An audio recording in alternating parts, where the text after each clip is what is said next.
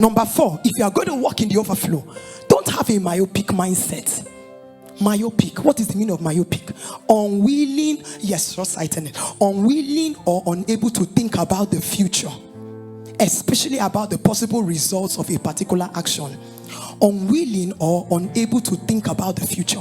There is something the enemy does to us. He tries to put a limitation on our mind so that you can't think about the future. This one, he says, you are unwilling to think about it. You are unable to think about it. See the danger of you not being able to think about your future. See the danger of you not being able to imagine your future. This is the danger. Ephesians 3:20. That is the danger. Ephesians 3:20. Now unto him that is able to do exceeding abundantly above all that we ask or think. If you cannot think, what is God going to be doing exceeding abundantly above all?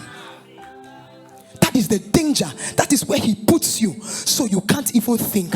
None of them could look at 5 loaves and 2 fish and think that with Jesus and the kind of miracles he has been doing, that this thing and what is this thing will multiply. None of them could think it. They couldn't think it. And that is the same way the devil just wants you to move in life, and you don't have imaginations, you don't think, you don't have expectations. There are people that have 0 expectations walking around, maybe because the expectations have been dashed over time. Right now they don't have expectations. What is God going to work? What is he going to use to do exceeding abundantly above? So you must be able to think about something. You must be able to imagine something. Look at your neighbor. Tell your neighbor, use your imagination. Tell your neighbor, think. No, your neighbor didn't hear you shout. He said, think. Say, use your imagination. Number 5, let me run. There is no overflow if there is nothing to be multiplied. And that's a continuation of what I was saying. There is no overflow if there is nothing to be multiplied. If there was no fish, if there was no bread, what would God have used? God needed raw material. Jesus needed something, a raw material to work with. Imagine if there was no fish and there was no bread. He will not say, he can do it, but he will not do it. He won't just say, abracadabra. Then food will just start jumping out. He needed something to work with. He needed something to multiply. He needed something to use. That is the same way God is going about and looking at us and saying, give me something that I will multiply. Give me something that I can use. Give me something that I can make something out of. If you can put it in my hands, by the time I'm done with it, you will not recognize it. So he meets a Moses, and Moses says, oh God, I can't go to Egypt, I can't talk to Pharaoh. And God says to him, what is that thing in your hand? He says, it's a rod. Now what is rod? Isn't it wood? Dry wood, stick. And God says, I can use it. I can use this thing. Just give it to me. And he says, oh yeah, stretch it out. It now turns to what? A snake. And that was what he was using to do different miracles. He needed to give him something. What are you willing to give God that he can cause an overflow from a multiplication? Will you give him? Some people, like Moses, gave a stick. Some people could just say, God, I'm giving you my life. What else do I have? It's just my life. God, I'm giving you my mouth. God, I'm giving you my eyes. God, I'm giving you this, my 1,000. God, I'm giving. What are you? You must give something. There must be something you release to him. That is only the way he can work on it and make it to turn to something else. There is nothing you put in the hands of God that will return back to you the same way. But you must put something. You must give something. Have you ever thought about it? What are you giving God? I want overflow. I want overflow. What will I give you? Where would the overflow come from? Is it in your finances? God, I'm giving you my finances. Let this overflow come from here.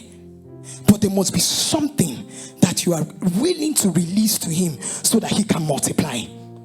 So that he can multiply. Number 6, don't be afraid to try something new or be the first to do something new. Don't be afraid. You see, our greatest challenge most times is fear. Because it has never happened in your business, in your career. It has never happened in the place you go to school. So you don't even want to think about it.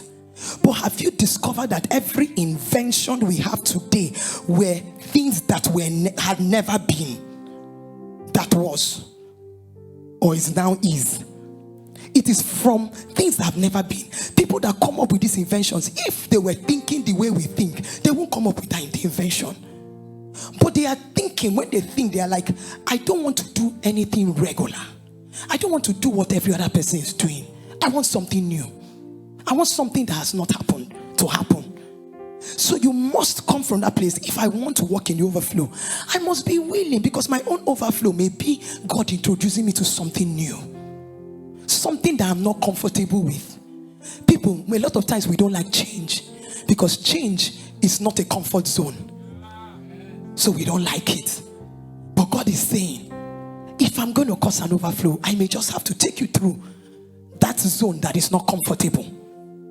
But if you can allow me, by the time I'm done with working with you and working this thing, you'll be shocked at what I would make happen. So it was something new. It had never been said that 5 loaves and 2 fishes will turn to bread. It had never happened, but it happened that day. You see, the God we serve, he still has so much new in him that he's looking for people to release it through. That is why there are storehouses in heaven. And today we are praying new limb, new womb, new eye. You think it's only in physical things, body parts. No. Ideas, inventions, creations, they are all part of new solutions. They are new that are stored up. He's looking for who wants to try something new. And when he sees a ready vessel, he throws this one idea. And all these ideas, you think they are the ones. He throws this idea, person come boom, and like, wow, it has never happened. Raise your 2 hands and say, Lord, I am open for the new. I can't hear you. Say, Lord, I'm open for the new. Amen. So your mom may just be hidden in something new. Number 7, people may not appreciate what you have initially, but don't give up. They may not appreciate what you have initially, but don't give up. I want to believe that this lad, some people may have said, Mom, what is he doing with this? How can it? He could have carried his thing and run away and say, please, oh Jesus, let me not be embarrassed myself. Let me run away. But he still allowed them carry his 5 loaves, his 2 fish. And they didn't stop on the way. You know why this is very important? They may not appreciate you right now. They may not even appreciate what God is doing in your life right now. They may not see anything good about your life. But you know one thing they will never deny? They will never deny your results. They will never deny your evidence.